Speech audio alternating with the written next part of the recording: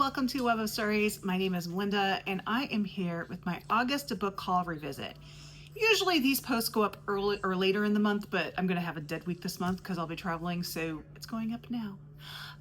If you don't know what a book haul revisit is, this is where I look at book hauls from months past. This month would be August pasts, to see if I've read the book, not read the book, unhauled the book, whatever. So I'm going to be looking back at 2 years. I'm going to be looking back at 2023 and 2024. Once I do one of these book haul revisits and I say I've read this book or I've unhauled it, I take it off.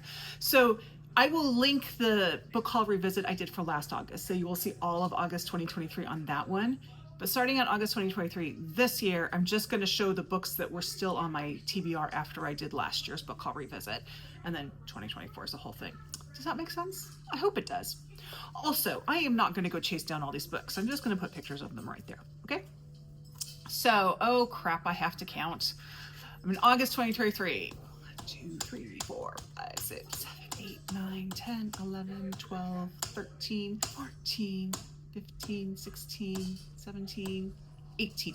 I had 18 books coming over from August 2023. At least I did so far. Let's see how it goes. So the first one I have, and these are in the order that they came in, is The Chosen by Elizabeth Lowry. This is historical fiction about the wife, or first wife, I guess, of Thomas Hardy, I believe. It's still up on my shelves. I am still interested in reading it. I just haven't gotten to it. The second book is Trust by Hernan Diaz. This was one of the winners of the Pulitzer Prize a few years ago, along with Demon Copperhead, which I loved. I just have not read this either. It's still up there. Too many books, too little time. The next book I have is Here on Earth by Alice Hoffman. Now, I actually did read this in March of this year. I buddy read it with Michelle at Michelle Lynn Reads. This is a retelling of Wuthering Heights. If you have never read Wuthering Heights, this is not a book for you. You need to have read Wuthering Heights. If you read Wuthering Heights and you did not like Wuthering Heights, do not come anywhere near this book because you will hate it. I am not saying that if you read Wuthering Heights and liked Wuthering Heights, you'll necessarily like this book. I'm just saying if you didn't like Wuthering Heights, you're really going to hate this book. It was not my favorite Alice Hoffman, and I'm someone who loved Wuthering Heights, so there you go. And the next two are books that I have unhauled. Now, if you watch my videos, you know I'm trying to get my own TBR in control, and I have started a new thing where each month I cannot have increased my owned TBR. So if at the end of the month I brought in, my owned TBR number went up, I have to unhaul enough books to get it even. So there's that.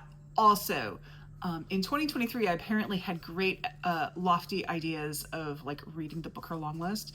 I have since realized I don't care at all about the Booker. It is not an award for me. I don't care at all. I'm not a Booker person. So the next two books I got because they were on the Booker long list, short list, I can't remember. And then I realized I'm not going to read these. The first one is Study for Obedience by Sarah Bernstein. Now, I've heard good things about this book. I just have no interest in reading it. And if I ever do change my mind, there's this thing called the library. And the second one is How to Build a Boat by Elaine Feeney. I got both of these from Blackwell's. I think I have more that are in the same, I have one more coming up that's in the same boat. But yes, I don't buy Booker books anymore unless I want to read them for some other reason. And then I did an order to Birch Bark Books in Minneapolis, which is the bookstore owned by Louise Erdrich. I only buy Louise Erdrich books from that store because it's her bookstore. Also, if you buy her books from there, you either get them autographed or you get them with a little plate with her autograph to put them on. And I like that. So, but I usually go and I usually pick up some other books while I'm there too, usually by, almost always by Indigenous authors. And I did pick up quite a few. So these are the ones that are left. The first one, and the only one that I have here that's not by Louise Erdrich that's left, is The Cherokee Rose by Tiya Miles. I have heard great things about Tiya Miles. Can't remember the title of it now. Nonfiction, but it was on the long list maybe even the short list for the first Women's Prize in Nonfiction. I have it, but I haven't read it yet. This is not that. This is a novel she wrote. Still interested in reading it. It's right there. And then I have 3 books by Louise Erdrich. First is LaRose. I don't know what this book is about. I don't care. I'm going to read it. I love Louise Erdrich. The second book is Books and Islands in Ojibwe County, Ojibwe Country, which I have read. So this is a really small little memoir-y thing about her like kayaking or canoeing through the islands and sort of the boundary waters. It's a really beautiful little book. I really enjoyed it. The version I read was basically a reissue because in it, she talks about she's with one of her youngest daughter, who's like a toddler, I think, at that age. And then there's a new ending, or there's an addition, a new afterward, I guess, where she talks about now that daughter is a teenager. So this book came out a while ago, and then it was reissued with more information, more in it. But I really enjoyed it. It was a quick read, beautiful, what you'd expect from Louise Erdrich. And then the final Louise Erdrich that I have here is The Beet Queen, which also don't know what it's about and don't care because I'm going to read it. There you go. I like Louise Erdrich, and I'm very slowly working my way through her books. So the next book I actually had to go to a bit of work to get, and you'd think I would have read it by now, but I haven't. And that is Free Land by Rose Wilder Lane. If you don't know who Rose Wilder Lane is, she is the daughter of Laura Ingalls Wilder. She was a very difficult person. She was also one of the founders of the American Libertarian Party, along with Ayn Rand. So, draw whatever conclusion you want from that. But this was one of the novels that she wrote. And the novels that she wrote were basically things she stole from her mother. She was a difficult person. I read Let the Hurricanes Roar, which is basically on the banks of Plum Creek, but like an adult version of it, I guess. I mean, the main characters in that book are called Charles and Caroline. Yeah. This one, I think same sort of deal, different story. My friend Karen, who read it, said, let me get it right this time, the most racist sentence she has ever read in her life was in this book. I don't know what sentence it is, but when I read it, we'll see if I figure out what it is. Still planning to read it, I just haven't yet. And then I have a couple books that I got off the remainder shelf at Powell's, which is where I get a lot of stuff off. I usually get a lot of remainder stuff off Powell's. And this one, I'm not even going to try to pronounce the author's name. It'll be down below, but it's an Icelandic name, so I'm not sure how to pronounce it. And this is Miss Iceland. This sounds like a delightful book. I know that Marcella once read it on one of her vlogs. She was traveling, and it was in an Airbnb she was staying in, and she liked it well enough. I don't know if it was one of her favorites, but she enjoyed it. So I'm definitely still interested in reading it. Just too many books, too little time. And this is followed by The Good Lord Bird by James McBride. This is a National Book Award winner by James McBride. And I haven't read it yet. I am very interested in reading it. I don't know anyone who's had anything bad to say about it. At least I haven't heard it. So I am interested in reading that. And then I have a couple of plays. The first, and they're both by Agatha Christie. The first one is The Mousetrap. This is the longest running play in the West End. It is based on Three Blind Mice, I believe, one of her short stories, which you cannot get in the UK. Like, you cannot get that short story in the UK, I guess. In the US you can. So I've already read that story, but I wanted to read the play. I haven't seen the play, but I wanted to read it, and it was interesting. I mean, it would be an interesting play to see. I would go see it after reading it. I know some people say it's not the best Agatha Christie play. I'm like, whatever, it doesn't have to be the best. I still would like to go see it. It's a fun little Agatha Christie play. And the second one, which I have not read, and I'm kind of holding it in case I can convince Angelia to put it in Endless Drama, and that is Witness for the Prosecution by Agatha Christie. Now, this I've heard is a really, really good play.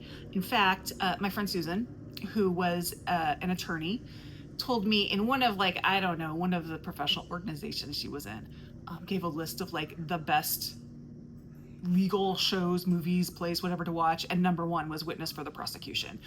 I have read the short story of it, so I already know the story. I have not yet read the play.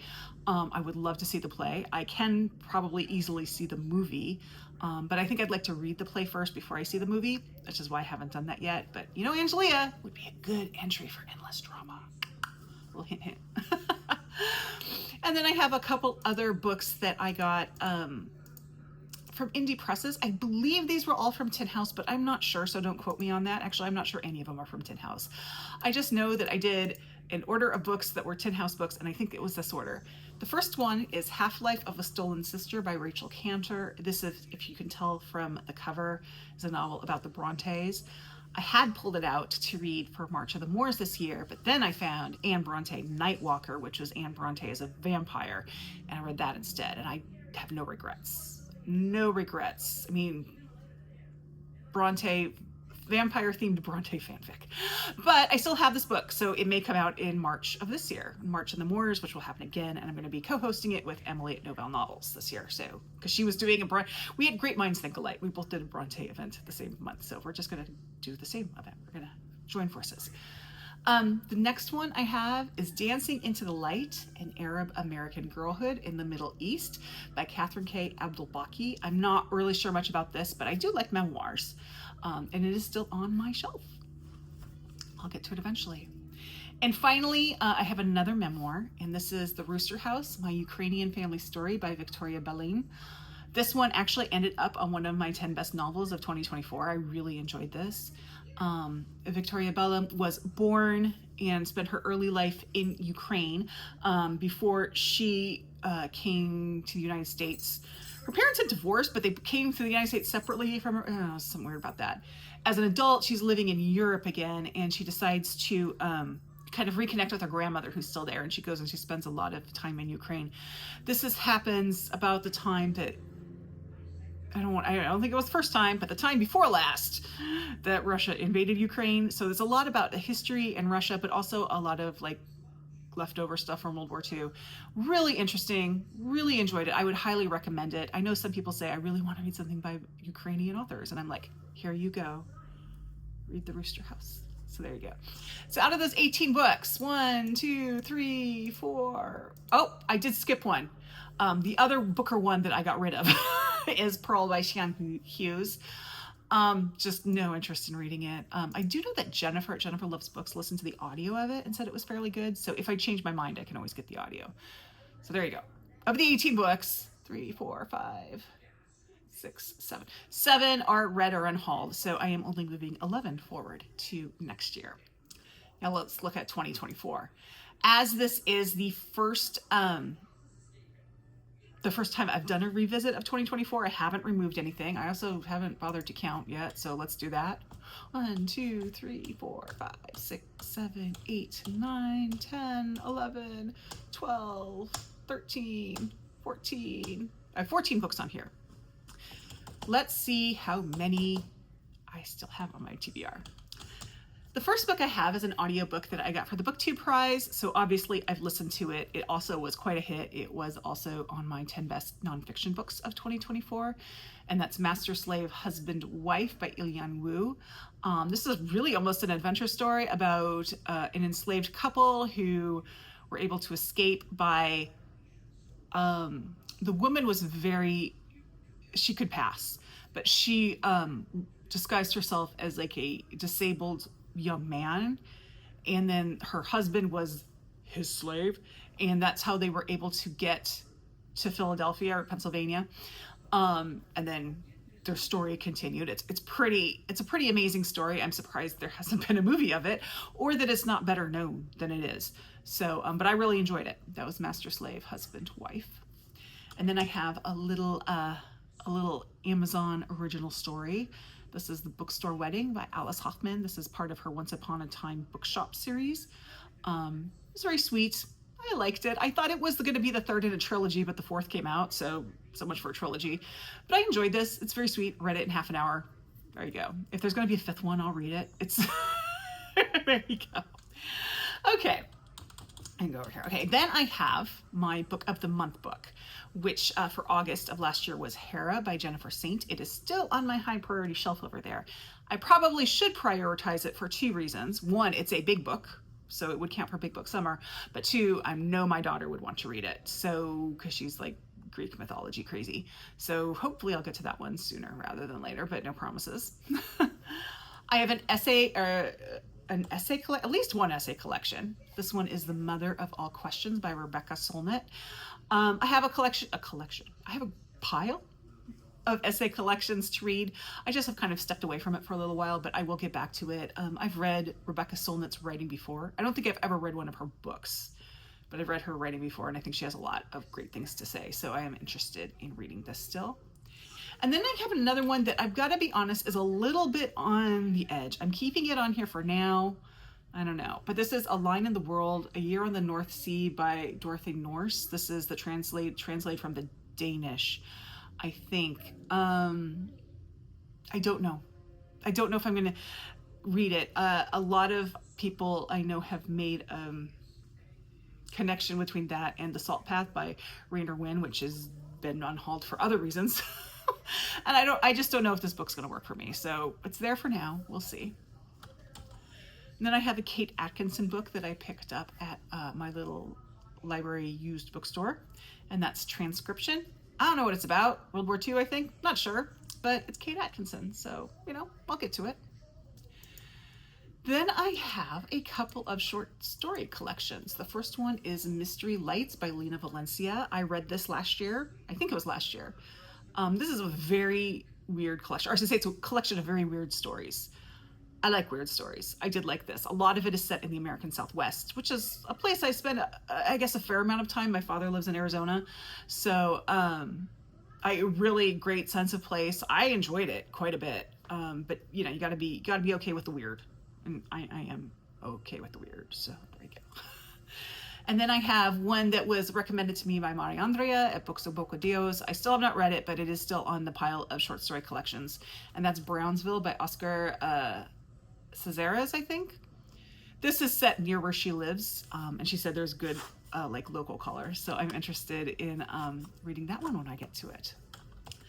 I then have an essay collection, which I did read, called Animals Strike Curious Poses. And this is a collection of essays about animals who are, real animals, who are somehow immortalized in some sort of art or some sort of thing. They're somehow immortalized. In there's the Mozart's wren or his lark, the bird, there's that. There are the mammoth that they pulled out of the ice. There's the tortoise that I think the tortoise has just recently died, but the tortoise encountered both Charles Darwin and Steve Irwin. So, but that's the story of that. It's a really kind of interesting, look at animals just sort of through human history and how we've encountered them and immortalized them. And I really enjoyed it. And then I have one of those books that I read in 24 hours of receiving it. And that is Spirit Crossing by William Kent Kruger. That is number 19, I believe, or 20. I don't know. It's the it is right now, as of right now, the most recent in the Cork O'Connor series. The next one's coming out at the beginning of September. I like this one. However, it's sad. This one has an element of sadness that I can't tell you about, but was very, affected me deeply. Also had a creepy kid. I'm all for a creepy kid. His grandson, Wazoo, I think that's what called? Little Bunny. Yeah. He's this adopted grandson. There was a whole book where we got that kid. Creepy kid. I'm all here for a creepy kid. But it was a good Cork O'Connor story. I think Pat at Book Chat with Pat was the last one I talked about it. I always have this little warning with William Kent Kruger, because people tend to come to him either through his standalones or through Cork O'Connor. And I've read them both, and they're both great. I'm not saying one's better than the other, but his standalones are very different from his Cork O'Connor series. So his Cork O'Connor series is much more thrillery. As the series has gone on, you're starting to get a little more literary as with the his standalones. So this one is definitely getting more in that literary sense. I would say if you like Cork O'Connor because of William Kent Kruger, because of his standalone books, which are Ordinary Grace, This Tender Land, and The River We Remember. If you like him because you like those books and you want to try the Cork O'Connor series, you can always start with the first book, which is Iron Lake, or you can start with, I think it's the 17th book, Lightning Strike. That's actually a prequel to the Cork O'Connor series, so you can read it at any point, and it's fine to read it before the first book. And that definitely has more of that literary feeling, and it's kind of a good bridge between the two. Then I have a Silvia Moreno Garcia book that I have not yet read. I got it, I was getting a subscription from a bookstore of used books, and you get 2 months, and one of them was Velvet Was the Night. I don't know what it's about, but it's Silvia Moreno Garcia, so I think it's probably worth me reading.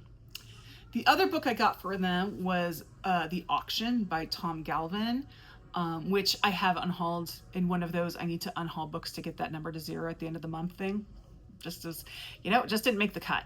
Probably is a perfectly fine book. It just didn't make the cut. Almost there. The next one I have is a book that I picked up at a little free library in the Oregon Garden, and that is The Best American Essays of 1988, edited by Annie Dillard, and that is unhauled. I realized I'm not going to read it. I'm all for the Best American Short Stories and the Best American Mystery and Suspense. I have been looking into maybe the Best American Nature writing as well, but I don't really think I need the essays one, so that one's been, you know. And then finally, I have a book that I was going to read earlier this year, and I kind of missed my window. This is a poetry collection, and it is tied to like certain days, and I had this great idea that I was going to read it with the corresponding days, and I just missed my window. So we'll try it again in 2026. I think it starts in January, and that's Winter Morning Walks by Ted Kooser. Ted Kooser is an American poet from, I want to say, Nebraska, Kansas, somewhere in that area. I actually learned about him from Spirit Crossing by William Kent Kruger, because he is mentioned in that book, and I thought, ooh, I'm going to give him a try. And so I read another one of his collections. I can't remember which one, but I really liked it. I got it out of the library, and then I was at Powell's, and I happened to see Winter Morning Walks, and I picked that up. And as I said, missed the window, but that's okay, because I'm going to give it another try. So, of those 14 books, how many are gone?